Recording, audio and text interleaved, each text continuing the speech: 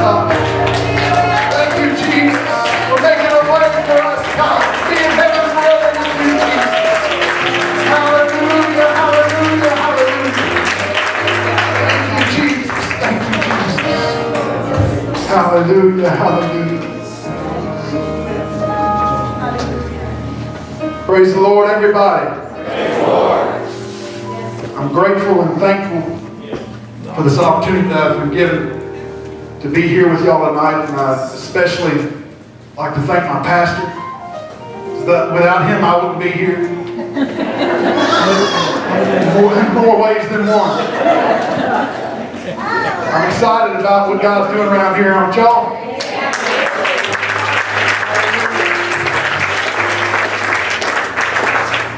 I'll try to be as quick as possible tonight. Let's go to Genesis 37, chapter 37, verse 3.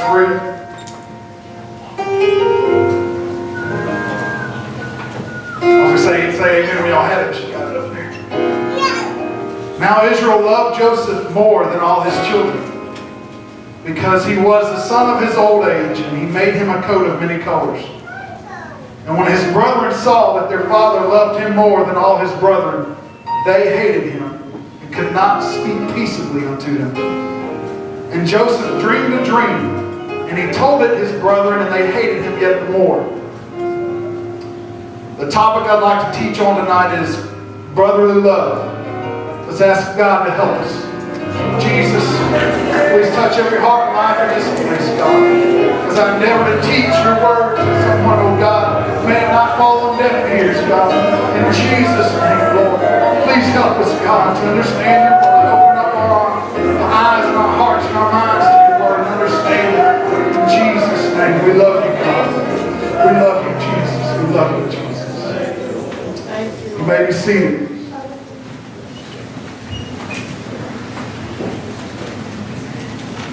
Brotherly love is defined as feelings of humanity and compassion toward one's fellow humans.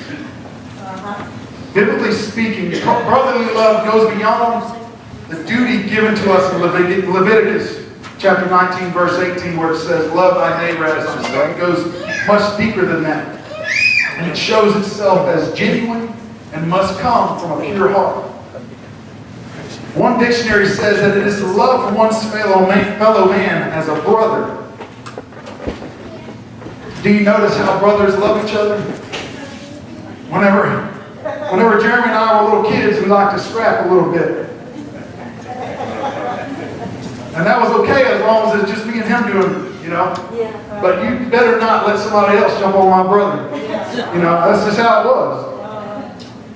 We never let somebody else whoop up on the other one. And no matter how mad we got at each other, we never would get to the point that we didn't love each other. You know, it just never got that far. And that's a lot about what I'm saying. No matter how much and you may disagree with someone else, you may never get to the point that you don't love that person. That's right.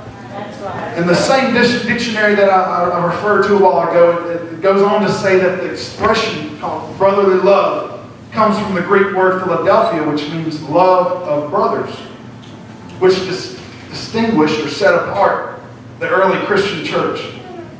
To this day, this is one of the things that I think that should set us apart from the rest of the world. Our brotherly love for each other. And having brotherly love for someone means that you love them in spite of how they treated you in the past. That's right.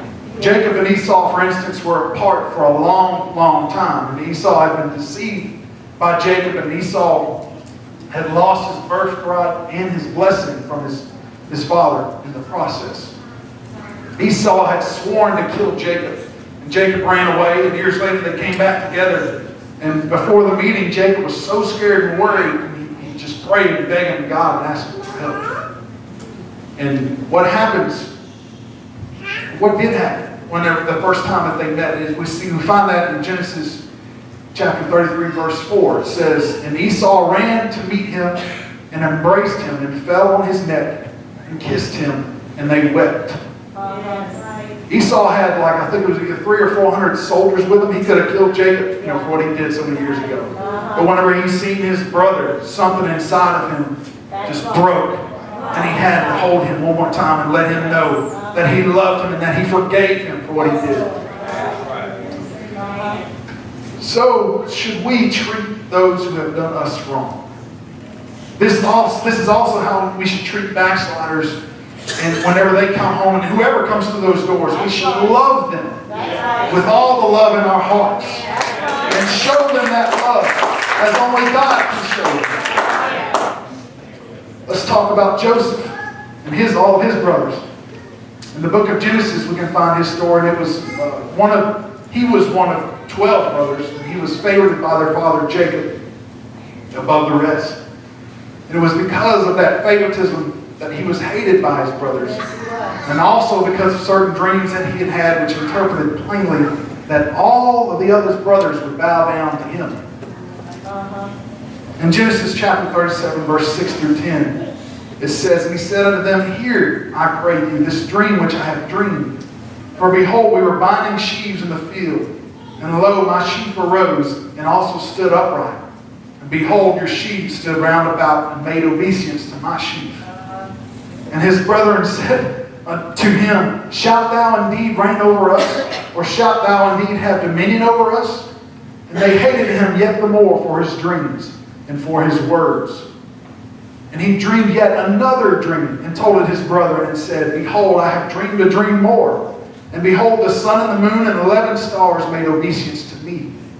And he told it to his father and his brethren, and his father rebuked him and said unto him, What is this dream that thou hast dreamed?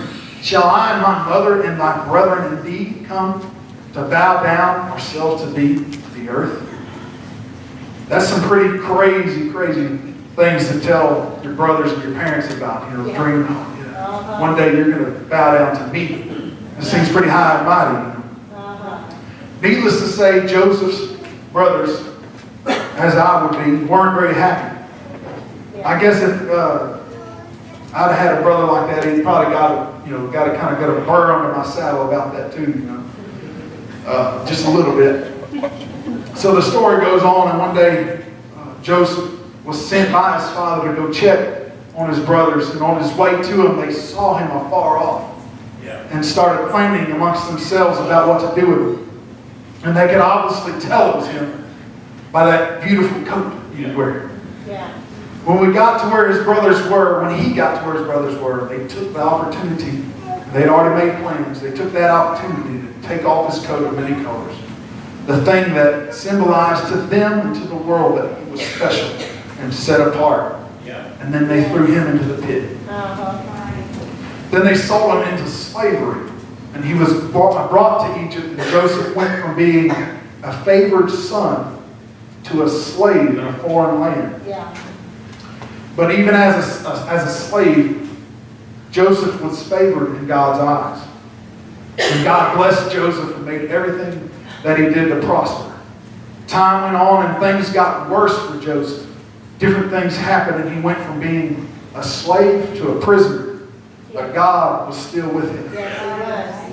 God used Joseph the dreamer to interpret dreams for a butler, a baker, and eventually for Pharaoh himself. The dreams he interpreted for Pharaoh told of 7 years of plenty that were to come, and after the 7 years of plenty were to follow 7 years of famine.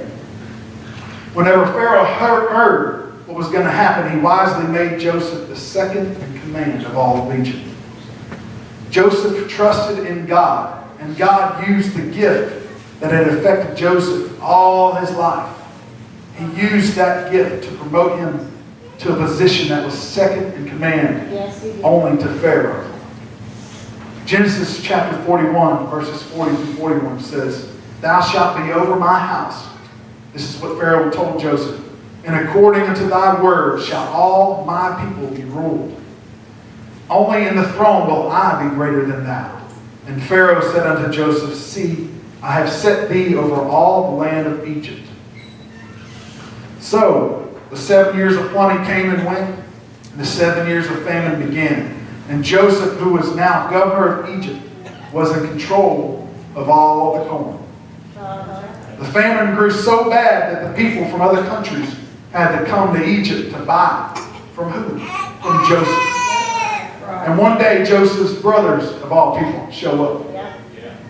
Genesis chapter 42, verse 6 says, and Joseph was the governor over the land, and he it was that sold to all the people of the land. And Joseph's brother came and bowed down themselves before him with their faces to the earth. What was the first thing that they did? They bowed down and worshiped him. Joseph recognizes his brothers, but they don't recognize him at first, obviously. And it's hard for him, especially if it was me in that position. It would be hard not to take revenge. Because he had obviously all the power to do it. But he chose the opportunity. He knew what God had in store. He didn't really know, but he knew that God had obviously used him to get him to where he was. And so he used that position, that power, and that authority that he had to bring his brothers and lead them to repentance. And whenever Joseph finally sees that they truly repented, it says that he could not refrain himself. And he reveals himself. He sends everybody out of the room, all the Egyptians. He said, y'all leave, y'all get out of here. And he cried and wept before his brothers, and he said, I am Joseph. And the whole house heard him. They just said the Egyptians heard him. And he'd sent them out, but it was so loud whenever he cried. And he just says he wept aloud. That's all it says. And he loved them and he forgave them in spite of how they had treated him in the past. And he didn't have to do that. He had every power, every right in a human's eyes to say, hey, throw these men in prison for no reason.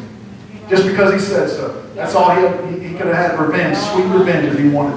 But he chose to take the right path. And he chose to lead them to repentance and show them that God had a plan for them. That God had sent him before them to make a way for his family to prosper. Yes. So should we love each other the same way that Joseph loved his brothers. Whenever someone close to us, and this tends to be the ones that hurt the most, someone's close to us and they treat us bad, do what the Bible says. It says in Luke chapter 6, verse 27 through 28, it says, but I say unto you which hear, love your enemies, do good to them which hate you, bless them that curse you, and pray for them which despitefully use you. This should be in practice always. This is what we should be putting into practice all the time. It's hard to pray for someone at work who just uses you as another rug to step on. But this is what the Word of God calls us and tells us to do. That's right. And one time, I can't remember exactly when, it was a while back, I was struggling with loving my brother in the church. Not my physical brother, but my spiritual brother. One night, I was right here, and I was praying around the altar, we was praying for somebody. And I had something in my spirit, something about it, I just didn't want to even, I couldn't even bring myself to pray for that other person. Couldn't even lay my hand on his back while he was praying for somebody else. That's how bad it was. And that's how far I'd got, And that's when God checked me in my spirit. And I felt something come over me. And it was like God said, He nudged my heart. He said, if you can't bring yourself to pray with him, then it will affect your spiritual walk with me. And that's how much God cares about us loving each other, loving our brother. That's good. That is good. The Bible puts it pretty plainly in 1 John chapter 4, verse 20. And I knew this verse when this happened. It says, if a man say, I love God, and hateth his brother, he is a liar. For he that loveth not his brother whom he hath seen, how can he love God whom he hath not seen? If I couldn't stand to even pray with my brother in the church, but I said that I love God, then the Word says that I am a liar. And we all know where liars go. So I had to lay down whatever pride I had and whatever bitterness I had in my heart against him and just learn to love my brother even when it was hard to do. And I'm thankful that I did make the right choice. Yeah. Some people tend to wonder why we call each other brother and sister in the church. Besides being at times a matter of respect towards spiritual authority or a pastor in our life, we are all part of the body of Christ. And we share one Father, God, whose name is Jesus. So spiritually speaking, we're all brothers and sisters. And that alone, in and of itself, should be enough for us to want to refer to each other as brother and sister. On the subject of respect, I'd like to say that just like love, you cannot truly respect anyone else or expect to be respected by anyone else until you first respect yourself. Having brotherly love towards someone means that you will be their fiercest defender. Like I said earlier, me and my brother could scrap all we wanted to, but nobody can jump up and whoop over him. That's just not how it works. Now I tend to be quiet most of the time when I'm angry. And when I was younger, I did have a tendency to talk more with my fists than with my mouth. And my flesh sometimes still feels the same way, you know. But I don't want to be known as that silent, dangerous one that my flesh says that I have to be or that it wants to be. I want to be known as the one who will pray for my brother and be there for my sister. Even in the hardest times. And I want to be the one that is known for defending my brother and my sister. Not the one who talks bad about them behind their back. Or even to their face sometimes. Whenever someone has your brother or sister back into a corner, go help them out. Just like everything else. Having brotherly love takes a lot of work. It does. We need to want to be known as the one that our fellow brothers and sisters can call on and attempt to depend on in time of trouble, no matter what time of night it is. And whenever it's 2 o'clock in the morning, and my boat runs out of gas in Marshall Break. This didn't really happen. This is just hypothetically speaking. 2 o'clock in the morning, my boat runs out of gas in Marshall Break, and I don't have a paddle, and I forgot to put my plug in the boat. I'm not going to call one of my brothers in the church that lives in Texarkana. I'm going to call somebody that lives right on the lake, has a boat in the water, has gas, or checking yo-yos right around the corner and bombs on them or something. You know, I'm going to call somebody that I know I can depend on. Now, if they were home asleep, they probably wouldn't be happy at all about being woke up at 2 o'clock in the morning. But at least I know I have somebody that I can call and depend on and help. 1 John chapter 3, verse 18 says, "My little children, let us not love in word, neither in tongue, but in deed and in truth." And we see from this verse that it's not enough to only say that we love each other. We are to show our true love for one another through our actions and our deeds. It feels good, though,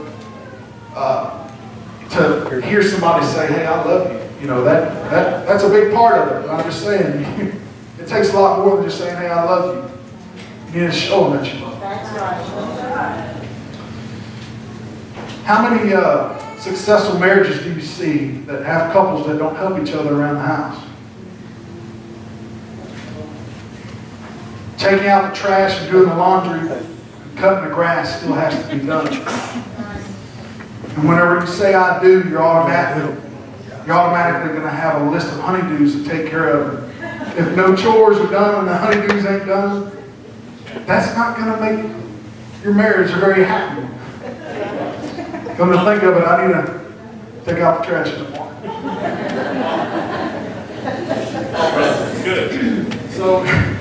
So if your brother or sister in the church says that they love you, but they don't show you through their actions, I can tell my wife I love her all I want to, but unless I take out the trash. or cut the grass, or help her with the dishes every now and then, I ain't showing her that I love her. Jesus. That's right. That's indeed. Good. Brother Anthony, please come help me. Brother Brian, excuse me. I had in my notes Brother Anthony. I'm trying to follow my notes.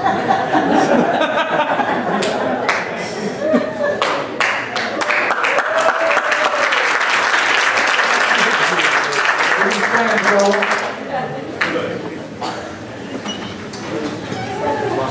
There are a few ways to show someone brotherly love. You can shake their hand, you can look at them in the eye whenever they talk to you. You can respect them, you can value them. You can call them and check on them every once in a while. You can pray with them, you can pray for them. Be there for them whenever they need to talk. It doesn't always have to be all about you. Oh, they're never there for me. I've heard that excuse before. They're never there for me. Whenever I need something, no, that doesn't matter. That's not what the Word of God says. It doesn't say love them if they love you back. That's not how it works. You love them in spite of what they do to you. It said pray for those that despitefully use you. Love them. Talk good about them. Try this the next time you go to say something negative or rude about your brother or sister. Stop yourself. And think of something, force yourself, think of something nice to say about them. And if you can't, then just be quiet. Spread that brotherly love instead of a little bit of brotherly hate. And brotherly love, I should say, should be shared with everybody. And we need to allow brotherly love to emanate from us into the world around us. Let it affect everyone around us. Let us affect them and not let them affect us. If someone out in the world sees us, me and Brian, for instance, or anybody in the church, bickering and fighting and fussing, they're not going to want to have anything to do with us. We need to love one another so that the world can see God in our actions towards each other. If we could gather around the front, I won't hold y'all long, I promise. But just find somebody to pray with. Let's pray with each other and let's ask God to help us have brotherly love in our hearts and encourage one another, lift each other up. Because we need each other.